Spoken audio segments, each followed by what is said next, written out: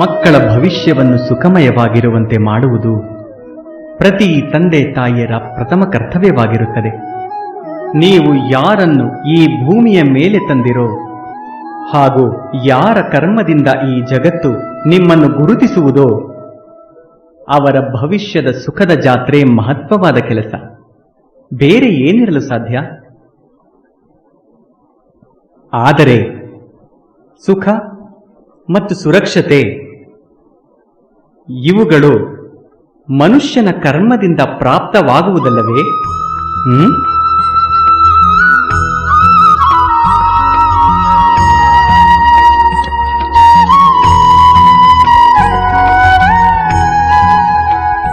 ತಂದೆ ತಾಯಿ ಕೊಟ್ಟ ಒಳ್ಳೆಯ ಅಥವಾ ಕೆಟ್ಟ ಸಂಸ್ಕಾರ, ಅವರು ಕೊಟ್ಟ ಯೋಗ್ಯ ಅಥವಾ ಅಯೋಗ್ಯ ವಿದ್ಯಾಭ್ಯಾಸ ಇವೇ ಇಂದಿನ ಎಲ್ಲ ಕರ್ಮಫಲಗಳ ಮೌಲ್ಯವಲ್ಲವೇ? ಸಂಸ್ಕಾರ ಹಾಗೂ ವಿದ್ಯೆಯಿಂದಲೇ ವ್ಯಕ್ತಿತ್ವ ನಿರ್ಧಾರವಾಗುವುದು. ಅರ್ಥಾತ್ ತಂದೆ ತಾಯಿ ಮಕ್ಕಳ ಭವಿಷ್ಯವನ್ನು ಹೇಗೆ ಸೃಷ್ಟಿಸುತ್ತಾರೋ ಹಾಗೆ ಆಗುತ್ತದೆ ಅವರ ಭವಿಷ್ಯ.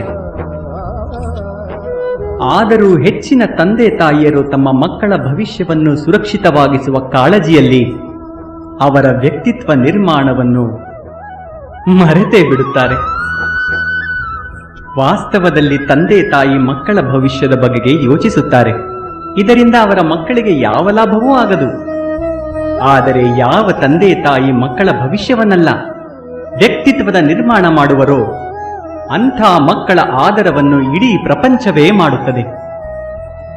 ನೀವೇ ಯೋಚಿಸಿ ನೋಡಿ.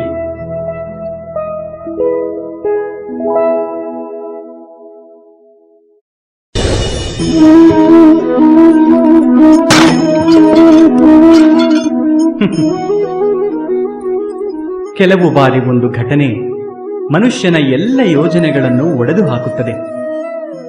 ಆ ಆಘಾತವನ್ನೇ ತನ್ನ ಜೀವನದ ಕೇಂದ್ರವೆಂದು ತಿಳಿದು ಬಿಡುತ್ತಾನೆ. ಆದರೆ ಭವಿಷ್ಯ ಮನುಷ್ಯನ ಯೋಜನೆಯ ಆಧಾರದ ಮೇಲೆ ನಿರ್ಮಿತವಾಗುತ್ತದೆಯೇ? ಇಲ್ಲ. ಯಾವ ರೀತಿ ಪರ್ವತ ಶಿಖರದ ಮೇಲೆ ಪ್ರಪ್ರಥಮವಾಗಿ ಏರುವವನು ಆ ಪರ್ವತದ ಬುಡದಲ್ಲಿ ಕುಳಿತು ಯೋಜನೆಯೊಂದನ್ನು ಮಾಡಿದರೆ ಅದೇ ಯೋಜನೆ ಅವನನ್ನು ಶಿಖರದ ತುದಿಯವರೆಗೂ ಕರೆದೊಯ್ಯಬಲ್ಲದೆ? ಇಲ್ಲ. ವಾಸ್ತವದಲ್ಲಿ ಅವನು ಹೇಗೆ ಮೇಲೇರುತ್ತಾ ಹೋಗುತ್ತಾನೋ ಹಾಗೆ ಅವನಿಗೆ ಹೊಸ ಸಮಸ್ಯೆಗಳು, ಹೊಸ ತಿರಸ್ಕಾರಗಳು, ನಿರ್ಬಂಧನೆಗಳು ಎದುರಾಗುತ್ತವೆ. ಪ್ರತಿ ಹಂತದಲ್ಲೂ ಅವನು ತನ್ನ ಮುಂದಿನ ದಾರಿಯ ನಿರ್ಣಯವನ್ನು ಮಾಡುತ್ತಾ ಹೋಗುತ್ತಾನೆ. ಪ್ರತಿ ಹಂತದಲ್ಲೂ ಅವನು ತನ್ನ ಯೋಜನೆಗಳನ್ನು ಬದಲಿಸಬೇಕಾಗುತ್ತದೆ. ಹಳೆಯ ಯೋಜನೆ ಅವನನ್ನು ಕಂದಕಕ್ಕೆ ತಳ್ಳಬಹುದು. ಪರ್ವತವನ್ನು ಯೋಗ್ಯವಾಗಿಸುವಂತೆ ಮಾಡುವುದು ಅಸಾಧ್ಯ. ಕೇವಲ ತನ್ನನ್ನು ಪರ್ವತಕ್ಕೆ ಯೋಗ್ಯನಾಗಿಸಬಹುದು. ಈಗ ನಮ್ಮ ಜೀವನವು ಹಾಗೆಯೇ ಅಲ್ಲವೇ? ಮನುಷ್ಯ ಜೀವನದಲ್ಲಿ ಯಾವಾಗ ಒಂದು ಸಮಸ್ಯೆಯನ್ನು ಮತ್ತು ನಿರ್ಬಂಧನೆಯನ್ನು ಕೇಂದ್ರವೆಂದು ಪರಿಗಣಿಸುವನೋ, ತನ್ನ ಜೀವನದ ವೇಗವನ್ನೇ ತಡೆದುಕೊಂಡು ಬಿಡುವನೋ, ಆಗ ಅವನು ಜೀವನದಲ್ಲಿ ಯಶಸ್ವಿಯಾಗುವುದಿಲ್ಲ. ಸುಖ ಶಾಂತಿಗಳ ಪ್ರಾಪ್ತಿಯೂ ಅವನಿಗೆ ಆಗುವುದಿಲ್ಲ. ಅರ್ಥಾತ್ ಜೀವನವನ್ನು ತನಗೆ ಯೋಗ್ಯವಾಗುವಂತೆ ಮಾಡುವ ಬದಲು ತನ್ನನ್ನು ತಾನೇ ಜೀವನಕ್ಕೆ ಯೋಗ್ಯವಾಗಿಸುವುದೇ ಯಶಸ್ಸು ಹಾಗೂ ಸುಖದೆಡೆಗೆ ಇರುವ ಏಕೈಕ ಮಾರ್ಗವಲ್ಲವೇ? ನೀವೇ ಯೋಚಿಸಿ.